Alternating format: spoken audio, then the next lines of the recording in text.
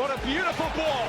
Now it's Cristiano Ronaldo with a chance maybe to seal it, and he has taken it. Love in all kinds of space. Love, Muller through. Muller could be embarrassing. It's three. Tony Kroos. Olivier Giroud. Barkley's found Klein with a speedy burst, and that's terrific from Vardy. Oh, what a goal by Jamie Vardy. Hello and welcome back to #TFHP Euros, a Football Hipsters podcast. I am your host Kris, and I'm returning, taking the reins back from John, who's back with us tonight because I couldn't leave him out after doing such a good job last night. So thank you for last night, John, and welcome back. It's quite all right, mate. I enjoyed myself on the controls. Lots of fun. You were pulling wheelies and pressing buttons and all sorts. It was doing all the exciting stuff. It was actually quite nice to sit back and just listen to a pod that I didn't have to record. It was quite nice. I thoroughly enjoyed it. You all did a very good job, you, Drew and Tom. So well done. And we got Lana back because we got some lovely feedback, as we always do, Lana, when we have you on. So we thought we'd drag you back to talk France this time. So welcome back. Thank you. It's nice to get some good feedback for once. Absolutely. Although, to be fair, any negative feedback you don't really care about, do you? No, there will be haters everywhere. Too true. Right, let's jump straight in then. So tonight is the first of the final games of the group stage, just to see who is qualified, who's second, and who could be going through as a runner-up. And tonight we had the first group finalised: France, Switzerland, Romania, and Albania. Now, not going to lie, we're kind of working on very limited stuff tonight, so we're going to do our best. But let's start with the French. Lana, what did you make of the 0-0 draw with Switzerland? Because I kind of was hoping and thought that maybe this would be the game that France kicked into gear and at least gave us a performance. But it was a little bit weak again, even with the changes, wasn't it? Well, that's an understatement once again.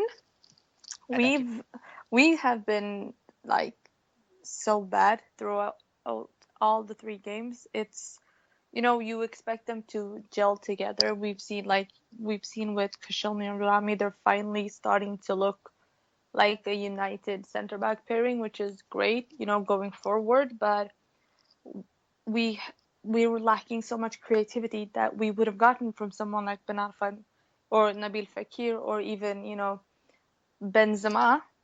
We have to say it, Gameiro, Lacazette. And the fact that we've left our three best strikers at home and our most attacking midfielder at home to bring in all these workhorses, it's driving me insane. I've tried to understand the mindset of Deschamps, and sometimes I do, but then there's times like today where he said in his after the game press conference where he said that he played Pogba left to rest Matuidi, which wanted me to stab myself in ways only I can. Because today night we saw Paul Pogba shining in the position he should have been playing from the start. Like, why would you limit your best midfielder? And he is our best midfielder. People who think that Kante are wrong. He's a workhorse. He's a glorified Diarra. That's it. Have we had Diarra playing, we would have afforded to bench Matuidi and actually, maybe play Kabay, allowing Pogba to be in that free role because he adds so much, not only in midfield, but also as an option to be able to play as a 10 or, move up front. You guys saw the game, how many chances he had. He hit the bar twice, I think. He had another chance early in the first half, which was, it was unlucky. None of his attempts went in, especially the one that hit the bar, because that would have been a great goal. But, and Gignac, he's just there. We thought Giroud was a lamppost, but Gignac really takes it to another level. But Coleman was great. But I think today actually confirmed that Coleman offers more. He puts his mark on the game more than perhaps Martial does from start, and he's a good option to have even off the bench. But the fact that he can, dominate the game, create chances from the start is good news for us because we can have that option as well when we're resting Payet, as we did today. Well, that was the key, wasn't it? The rested players. And John, I just want to get your thoughts, obviously, as somebody who doesn't necessarily follow France, but you follow Italy quite closely, and you've seen how important partnerships are when you look at particularly Italy's back four, including Buffon, for example. Back three. Back three, yeah, yeah, including the goalkeeper, I suppose, back four. But if you look at what France are doing, do you think that the midfield area in particular is what Lana was saying? Do you think it's a case of not just picking some of the individuals that might be good, but picking the players that gel the best and allow the likes of Pogba to flourish? Yeah, I mean, tonight, like Lana said, Pogba was much better, playing from sort of the left-hand side a lot more, which is what he does for Juve. You see the best of him there when he can run box to box, pick the ball up, run with it.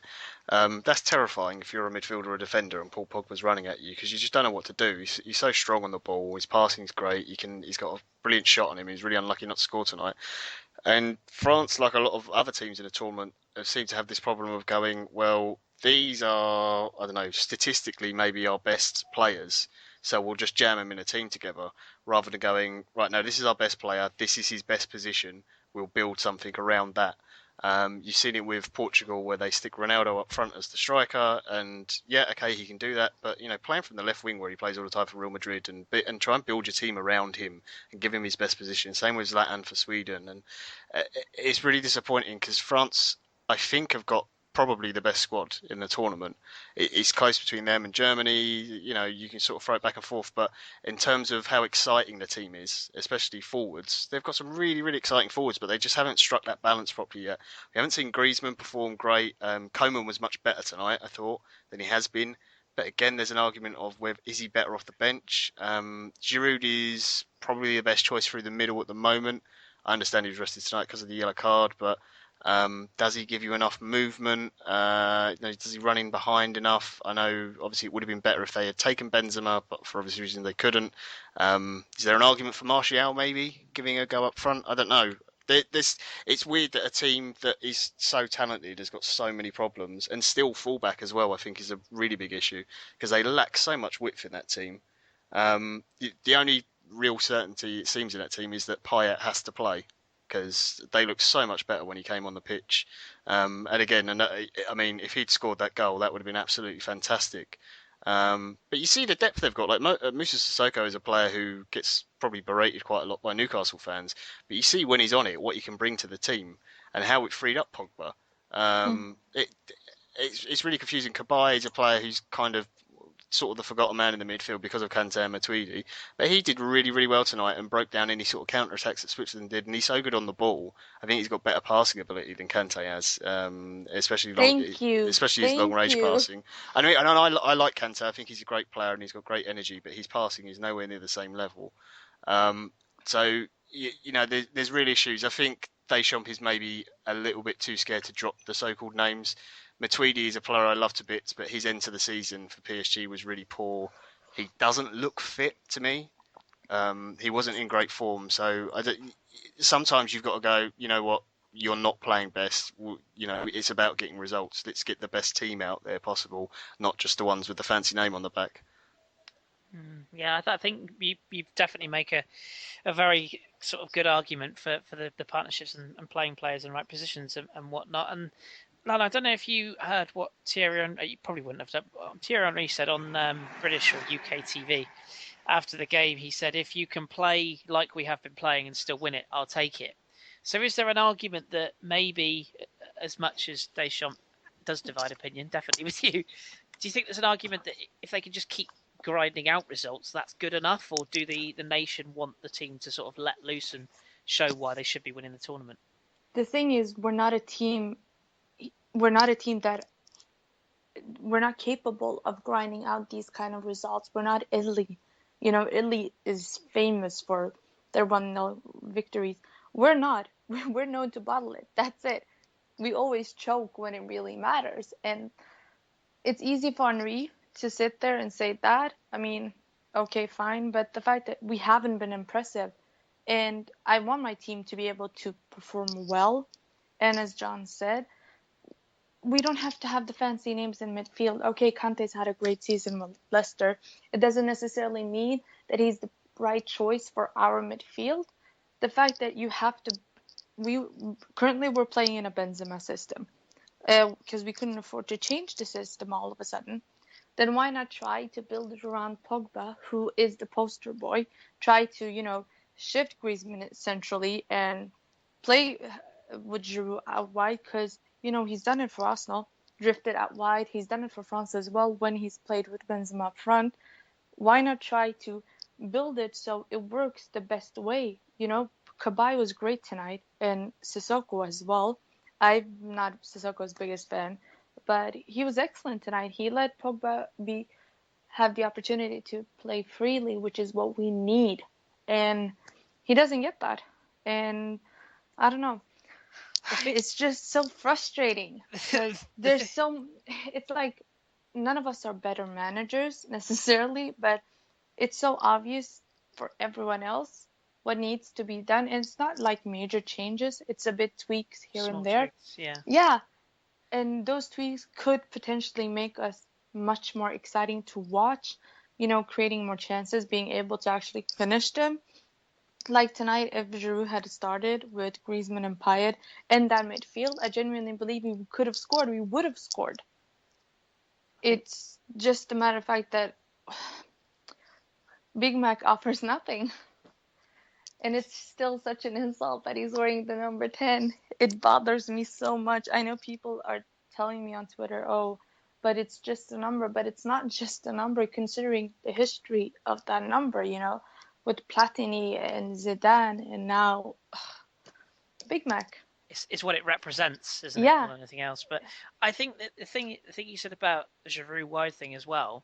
I know a lot of people immediately go, jump on that and then say, "Oh, what?" Oh, they had to go at me tonight when I said it. Exactly, but I think I understand what you mean by that, because from my point of view, I don't think. I mean, correct me if I'm wrong. You may think this differently, but if I was to say that, what I would be thinking in my head was not necessarily starting him like left wing. What we're essentially saying is you start him as the centre forward, that's fine.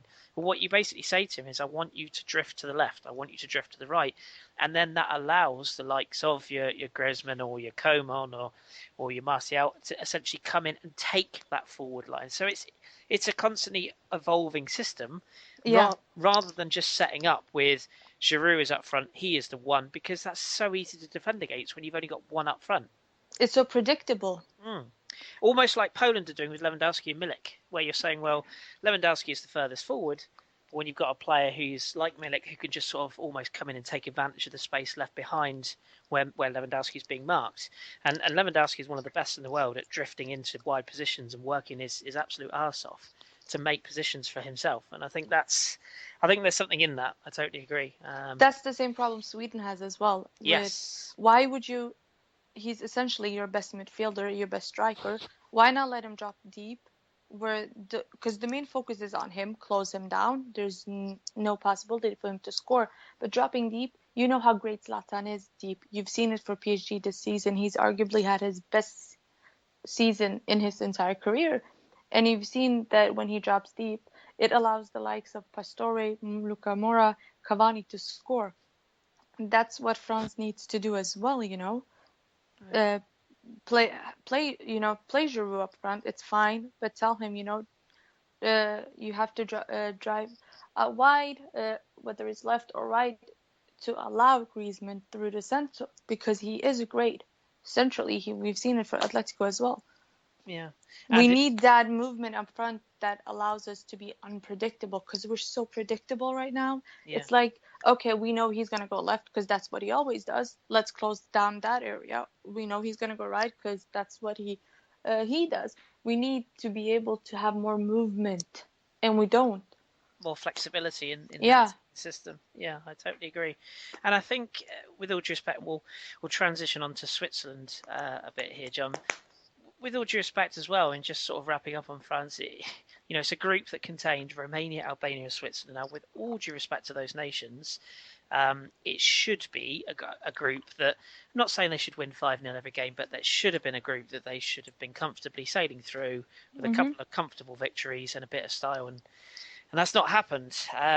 Now, John, what do you make of Switzerland? I mean, they are going through in second, but to me, they've been Almost a bit like France, really. Haven't offered a lot, been quite functional. Um, Xhaka has probably stood out, as has Jan Sommer, who wasn't great tonight, actually, has to be said. But again, can't really see them going far, can you? No, they like you said, functional is the best word for them. Tonight they were, fairly decent in defence. They only sort of gave up a couple of chances.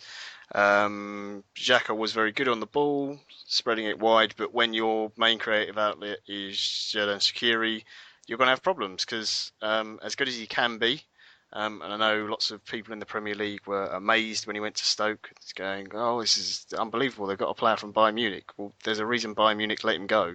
Is because he's horrendously inconsistent. He can do wonderful things, but it's so far and few between that it's just not good enough.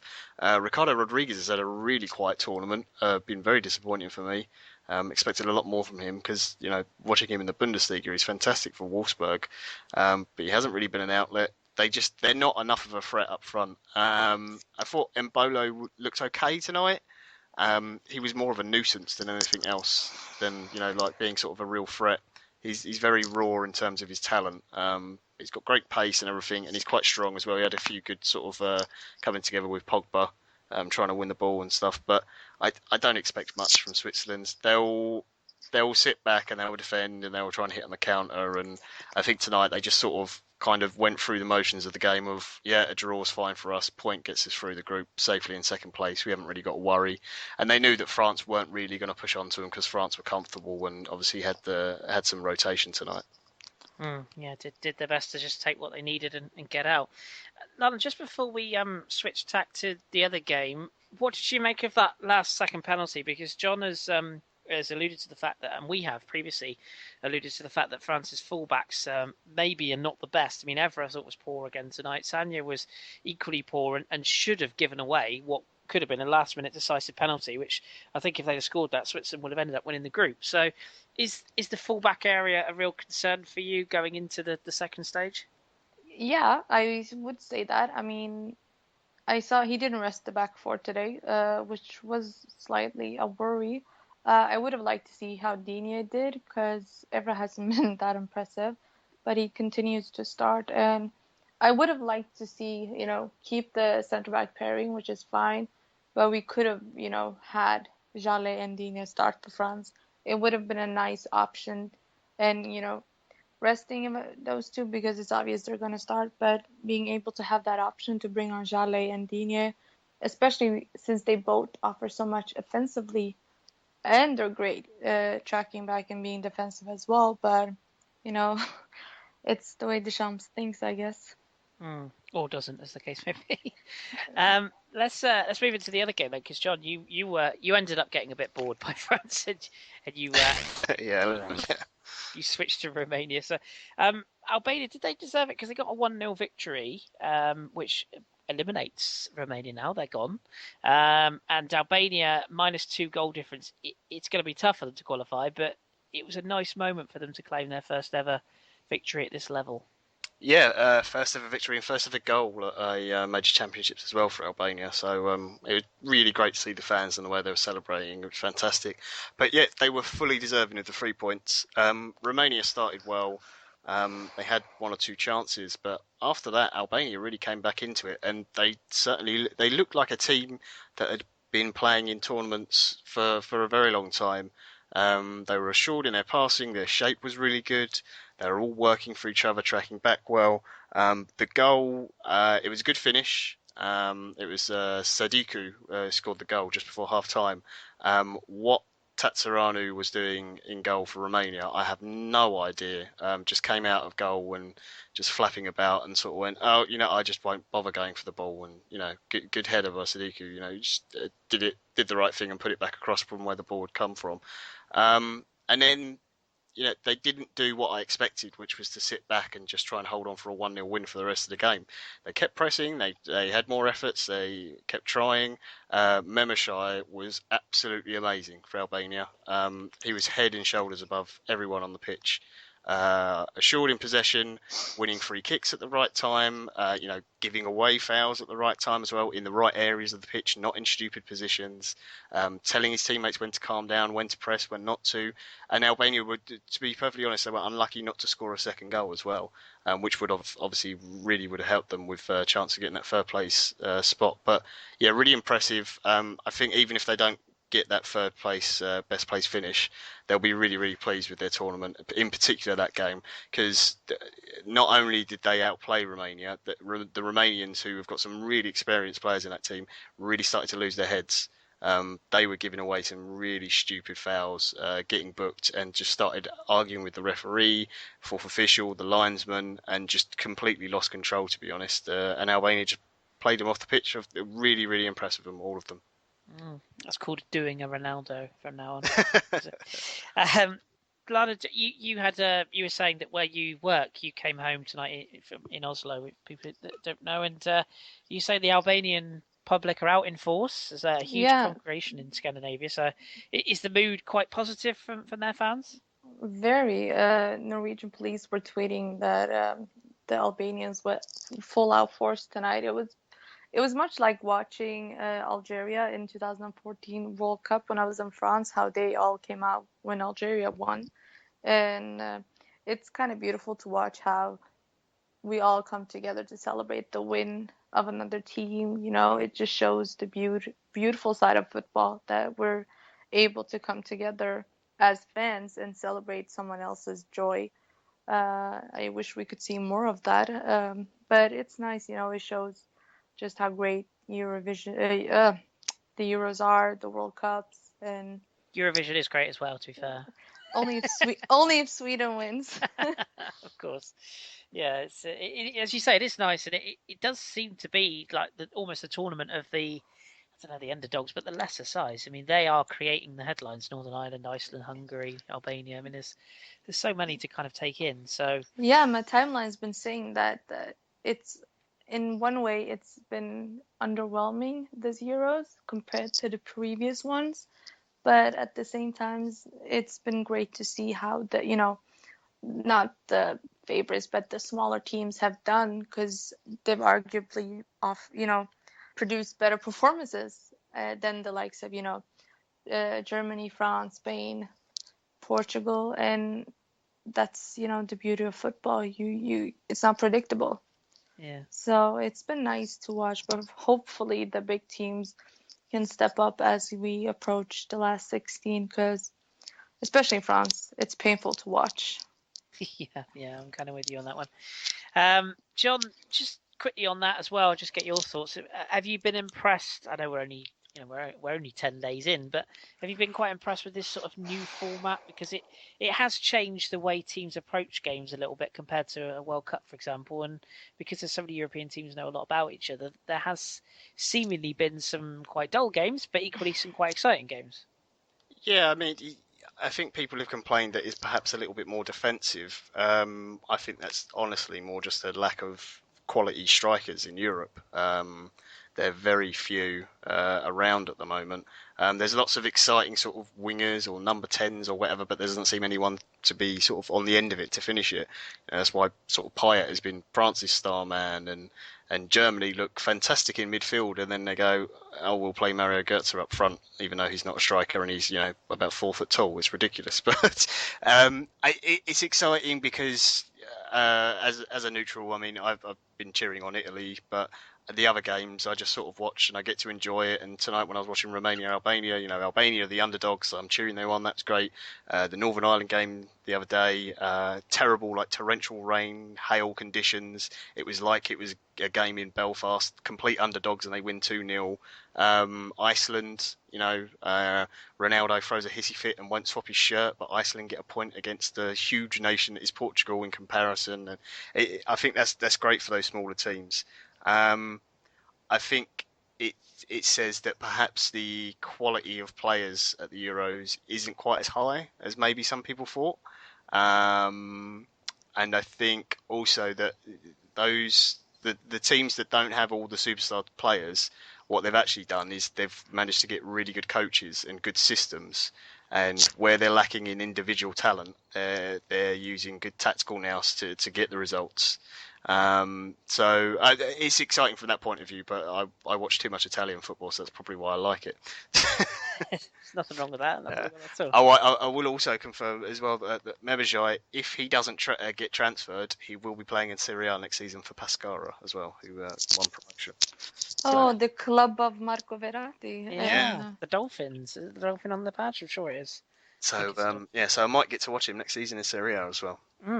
But we never did actually answer that at the end of our podcast season, did we? About who went up in Serie B? The 14 different clubs that could. Yeah, it was Pescara in the end. breaking news. They only went down at the end of the season before last, didn't they? So good to see that. I'm glad to have a fellow Serie A fan with me in this podcast. There we go. Oh, to be fair, Lana, I mean, I'm a fan of all leagues. So John's just our resident knowledge base from Italy. He knows more than I do, but yeah.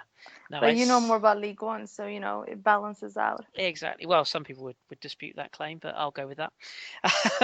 Let's sort of have a little look forward to what we've got tomorrow. I'm not going to lie to you, I'm not exactly inspired, but then I would say that as a slightly less sort of interested England fan than most. But John, let's start with you on this one. Slovakia, England. Obviously, England know what they've got to do. I mean, they've already secured qualification. I think they have, haven't they? But to win the group, they're going to have to win the game. Is this arguably their biggest test tomorrow, do you think? I don't actually think. I just checked the group. No, they're not guaranteed. No, they haven't. Yeah. Okay. I take that back. Slovakia and Wales are both on 3 points. Of course they are. Sorry, yes. 4, so, it's weird because Russia could go through as well. Yeah, there's a lot on the line here, and England have got this. They're in this weird spot where they either push to try and win the game, which will suit Slovakia because they're very, very good on the break. In transition, when you've got someone like Hamsik who really showed it in the last game, how good he is on the ball, and Weiss when he turns up is very good as well. So they're going to really have to play it carefully. I'm not sure how it's going to go, honestly. I think they'd be quite happy to settle for a point, and even if that meant they finished second, they'd take it. But yeah, I'd be wary of pushing too hard because they've since Dele Alli and Harry Kane and a lot of the younger players have come in, some from Spurs and some of the guys from Liverpool and stuff have been more regulars in the England team. They've pressed higher up the pitch, which has actually, I think, made them better. They've been much more improved than England teams I've seen in the past. They keep the ball better, they move it a lot quicker, but the worry is that if you do that against a team like Slovakia, you will have a lot of spaces in behind, which Hamsik is more than capable of exploiting. So I think actually that will be a really good game. As for Wales, Russia, I don't know. We'll get onto that one in a minute. Yeah, I agree with that. And Lana, do you think, with regards to England again, sort of looking from the outside in, what's really impressed you with it? Because there's a lot of talk that Sturridge and Vardy are going to start this game because both Kane and Sterling have been poor. I've seen rave reviews for Ali, for what's the other guy, Eric Dyer. I've seen Chris Smalling getting rave reviews. I don't really think I've seen it. Maybe I'm missing something. Dyer's free kick was excellent, but I think Dele Alli's largely been quite passenger. They've all been trash. It just shows British media how biased they are. I get accused of being biased against England, so I don't want to sort of slag them off. But I agree with you. I think they've been overhyped. I think Kyle Walker, as grudging as it is to say, I think has been very good. But the rest, I mean, I'd like to see Jack Wilshere in that midfield tomorrow.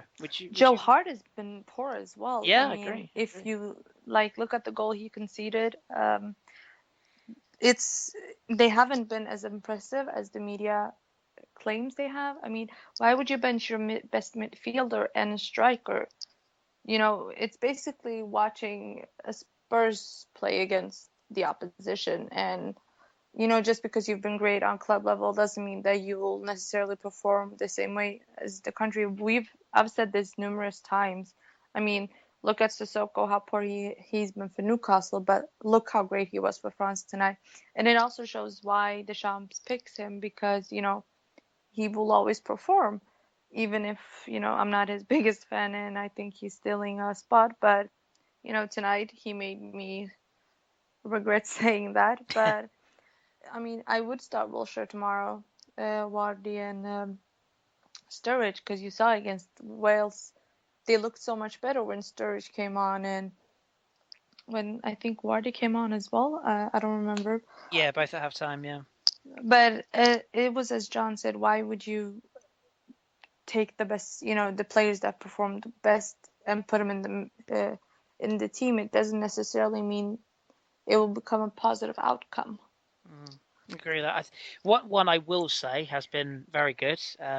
Much to my surprise, I think Adam Lallana has been very good. Yeah, I've been really impressed by him. The spaces he too. picks up is very good. Very intelligent player.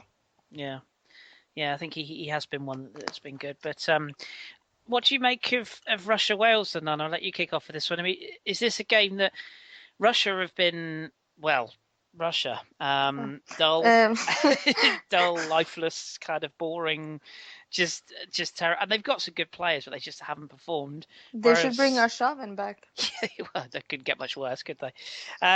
What do you sort of make of this game? Because Wales obviously know that they need to get something from it, and largely, I don't think Wales have been great, but they have got this amazing spirit which could get them somewhere. So, do you think they get the result they need, or do you think Russia will be a bit of a party pooper? It wouldn't surprise me if Russia decided to actually show up and play some great football. But Bale has been disappointing. And, free kicks aside, I haven't seen the form he's had for Madrid. For Wales, Ramsey, but then again, Ramsey, I think he's been poor all season compared to how he's been before.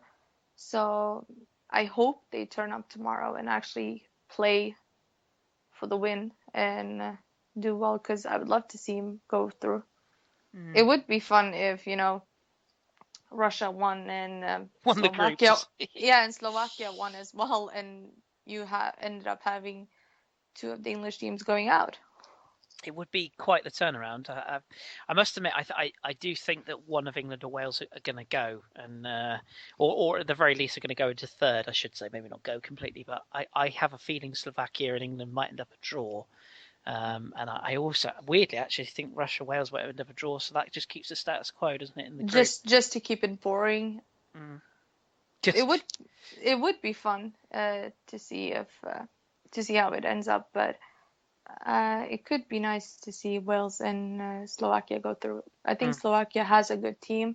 Hamsik has been excellent. I'm a huge fan of Hamsik, and it's great to see him get the applaud that he deserves, because I think he's very underrated, especially in a Napoli side where Higuain has had all the attention this season. So it's good to see him get credit. Completely with you. We're all Hamsik fans on this pod, and John knows I've got a bit of a soft spot for Kuchka as well, but less said the better. Right, okay. So before we wrap things up, I'm just gonna obviously ask you for your hipsters of the day, your hipsters choice of the day. So one player that stood out for you across the two games. John, I'll start with you. I've got a feeling you're going to go for the Albanian chappie, aren't you? Yeah. I mean, it was tough to pick because there were so many good players out on the pitch in that game, and they really did do well. But I'm going to try and not get his name wrong. Memsha, is that how you? Yeah, I think that's how you pronounce it. If I've got it wrong, I'm terribly sorry, but I'm fairly sure that's how you pronounce it. That's what the commentators here were saying anyway. So we'll go with that. Don't speak to me about commentators. I'll go on a rant about Jonathan Pearce. But he was superb tonight. Good. Okay. And Lana, are you going to bite the bullet and go Sissoko, or is there another name you got for us? I have two, actually. I'm split on Pogba and Sissoko, but I think I will go with Sissoko. I thought he was great tonight. Yeah. I have to adjudicate these, and they're always very difficult. I'm actually going to go with Sissoko. And Yay. the hipster's choice probably should be the Albanian, just because it's so hipster. But you have to take into consideration they were playing Romania, and Sissoko. I think Henri again said after the game that it was just a shock to see him play so well, and that's kind of how I felt watching it. So even I was shocked. I was shocked. I think a lot of people were, and there'll be a lot of people now suddenly going, "Oh, actually, he is good, then, is he?" And look, because Newcastle fans, I've seen them. They trash talk him so much, but tonight the ones I follow a lot of Newcastle fans for some strange reason, and they were all talking about, oh my God, he's playing really well. He's great. So It's always really weird, isn't it, when players are in the shop window and suddenly turn the performance. It's yeah, that was definitely a performance of a man who could play Champions League football. We shall see if he can replicate it in the next stage. But just before we leave, John, you just got. I'm going to rely on you heavily for this. You wanted to just let listeners know from tonight's results who is definitely going to play who, or who is might going to be playing who, and how it all works. The very complicated bit. Mm. Well, we don't know. Your favourite. We don't know everything just yet, but France can play as they are qualified as the group winners. I'm getting all the exciting stats now. God, this is so complicated.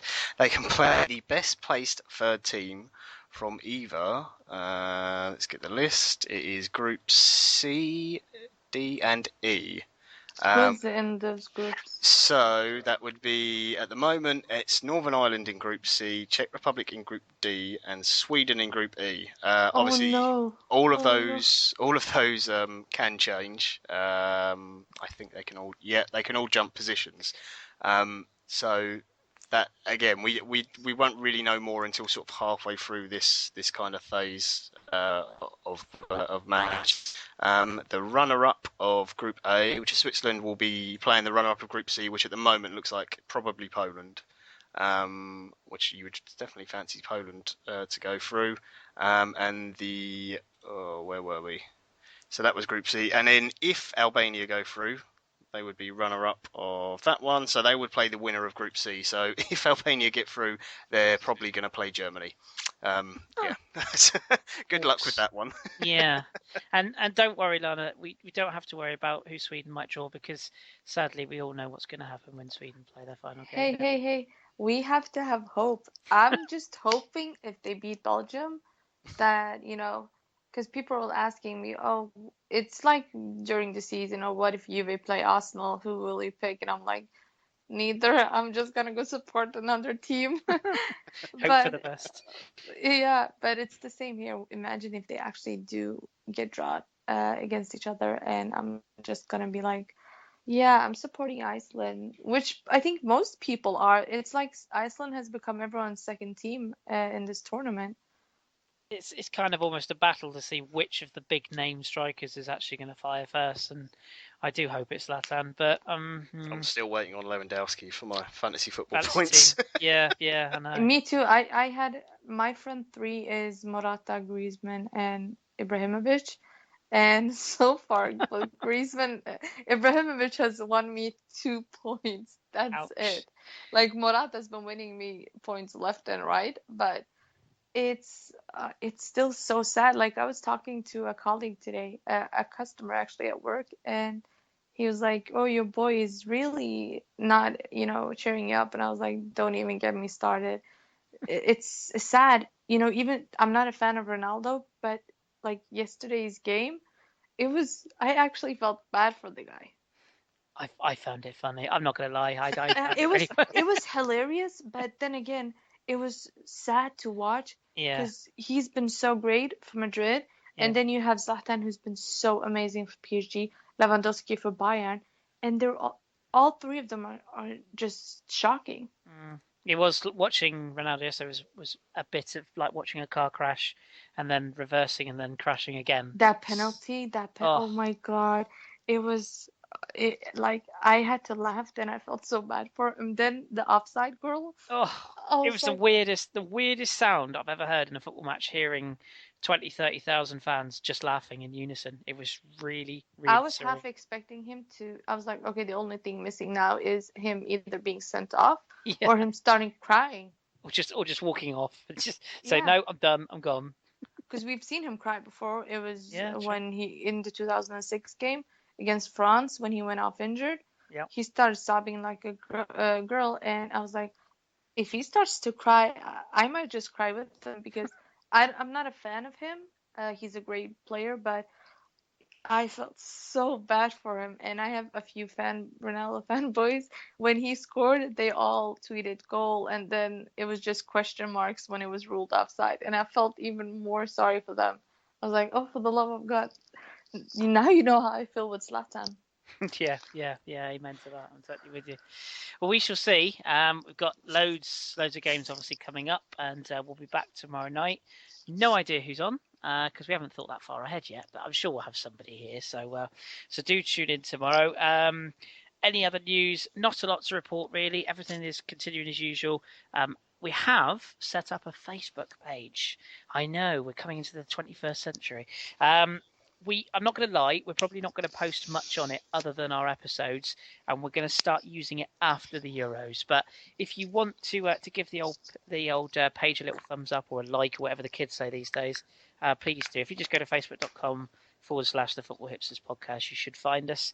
And then as from next season, we'll be posting up our episodes. That's another way that you can listen to us. So there you go. But other than that, iTunes is still being poo, so ignore that. You can actually access our episodes. Somebody was asking us today. You can still get them from iTunes, and normally within the hour. But they just don't drop into your feed. So you need to go into the iTunes store, look us up on iTunes itself, and then you can pull the episode into your feed from the store. So apologies for that. It's genuinely not our fault. We're not being lazy. We just have an issue with iTunes. So hopefully we'll have it sorted soon. Anyway, my thanks, I should say, go to Lana and to John for joining me this evening. So thank you very much for coming on again. Cheers. Cheers, my pleasure. And we will no doubt be back, obviously, with you guys again, and we will be back after the games tomorrow. So until then, keep your pipes stoked and your satchel clean, and we'll speak to you very soon. Now